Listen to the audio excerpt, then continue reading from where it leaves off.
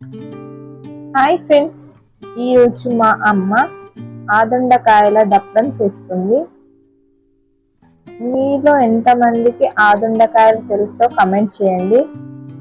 అలాగే ఈ కూరని ఏ కాంబినేషన్లో తిన్నారో కూడా చెప్పండి. మా అమ్మ అయితే పాతకాల పద్ధతిలో వీటితో దప్పడం చేస్తుంది. ముందుగా ఈ కాయలని ముక్కలుగా చేసి పక్క నుంచి ఒక గిన్నెలో చింతపండు గుజ్జును తీసుకొని పెట్టుకుంటుంది.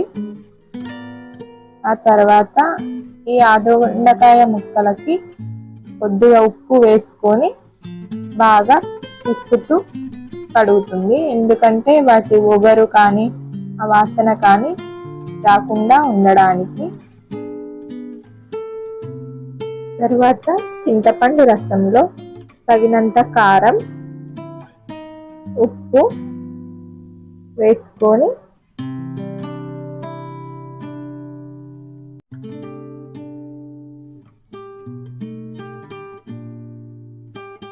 ముందుగా కడిగిన ఈ ఆదుండకాయ వక్కలని అదే రసంలో వేసేసుకోవాలి.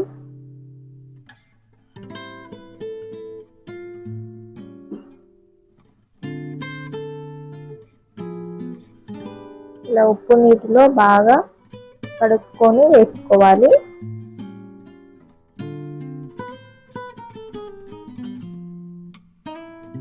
ఇదే రసంలో ఉల్లిగడ్డలు, కరివేపాకు రెమ్మలు కూడా వేసుకుంటాము.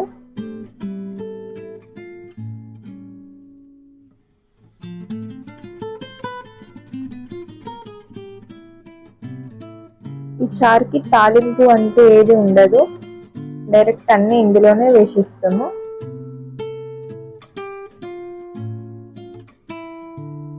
తగినంత రసం కోసం నీళ్లు యాడ్ చేసుకోవాలి.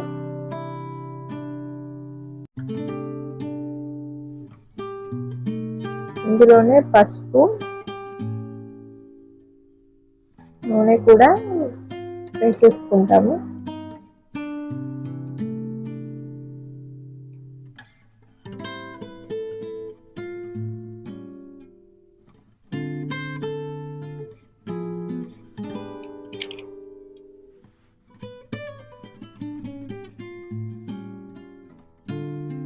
అంటే ఇది స్టవ్ పైన పెట్టేసుకోవడమే.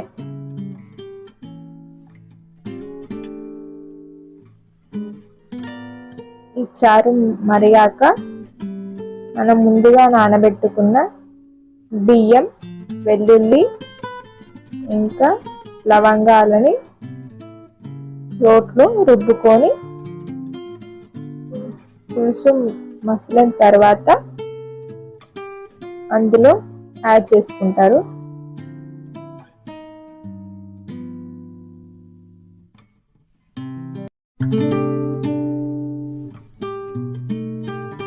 ఇలా కలుపుతూ కొద్ది కొద్దిగా యాడ్ చేసుకోవాలి. ఒకేసారి వేసుకుంటే ముద్ద కట్టిపోతుంది, ఉండలు కట్టిపోతుంది. అందుకే ఇలా కలుపుకుంటూ కొద్ది కొద్దిగా వేసుకోవాలి. ఇలా బాగా దగ్గర పడిన తర్వాత కొద్దిగా ధనియాల పొడి వేసుకొని దింపేసుకుంటే ఆదుండకాయల దప్పడం రెడీ. Please subscribe.